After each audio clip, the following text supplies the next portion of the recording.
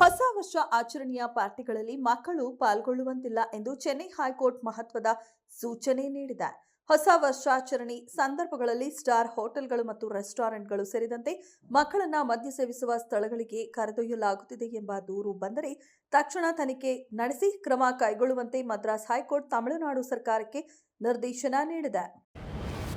ಮುಖ್ಯಮಂತ್ರಿ ಸಿದ್ದರಾಮಯ್ಯ ಪತ್ನಿ ಪಾರ್ವತಿ ಅವರಿಗೆ ಅಕ್ರಮವಾಗಿ ಮೂಡ ನಿವೇಶನ ಹಂಚಿದ ಪ್ರಕರಣಕ್ಕೆ ಸಂಬಂಧಿಸಿದಂತೆ ತನಿಖೆ ಕೈಗೊಂಡಿರುವ ಲೋಕಾಯುಕ್ತ ಪೊಲೀಸರು ಬೆಂಗಳೂರಿನ ಜನಪ್ರತಿನಿಧಿಗಳ ವಿಶೇಷ ನ್ಯಾಯಾಲಯಕ್ಕೆ ಕೇಸ್ ಡೈರಿ ಸಲ್ಲಿಸಿದ್ದಾರೆ. ಈ ಹಿನ್ನೆಲೆಯಲ್ಲಿ ಲೋಕಾಯುಕ್ತ ಪೊಲೀಸರು ಇಂದು ಬೆಂಗಳೂರಿನ ಜನಪ್ರತಿನಿಧಿಗಳ ವಿಶೇಷ ನ್ಯಾಯಾಲಯಕ್ಕೆ ಕೇಸ್ ಡೈರಿ ಸಲ್ಲಿಸಿದ್ದಾರೆ.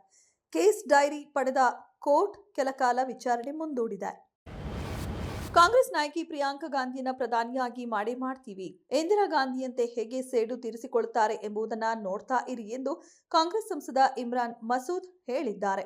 ಬಾಂಗ್ಲಾದೇಶದಲ್ಲಿ ಅಲ್ಪಸಂಖ್ಯಾತರ ವಿರುದ್ಧದ ಹಿಂಸಾಚಾರ ಹೆಚ್ಚಳ ಕುರಿತು ಪ್ರಿಯಾಂಕಾ ಗಾಂಧಿ ಹೇಳಿಕೆಯನ್ನ ಸಮರ್ಥಿಸಿಕೊಂಡರು.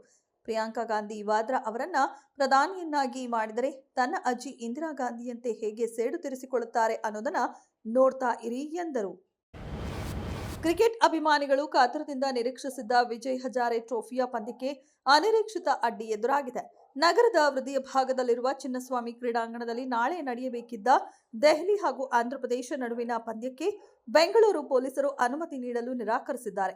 ಭದ್ರತಾ ವ್ಯವಸ್ಥೆ, ಪ್ರವೇಶ ದ್ವಾರಗಳ ಸ್ಥಿತಿ ಹಾಗೂ ತುರ್ತು ಪರಿಸ್ಥಿತಿಗಳಿಗೆ ಸಿದ್ಧತೆ ಕುರಿತು ಸಮಗ್ರವಾಗಿ ಪರಿಶೀಲಿಸಿ ವರದಿ ಸಲ್ಲಿಸಲಾಗಿತ್ತು. ಈ ವರದಿಯ ಆಧಾರದಲ್ಲಿ ಪೊಲೀಸರು ಅಂತಿಮ ತೀರ್ಮಾನ ಕೈಗೊಂಡಿದ್ದಾರೆ.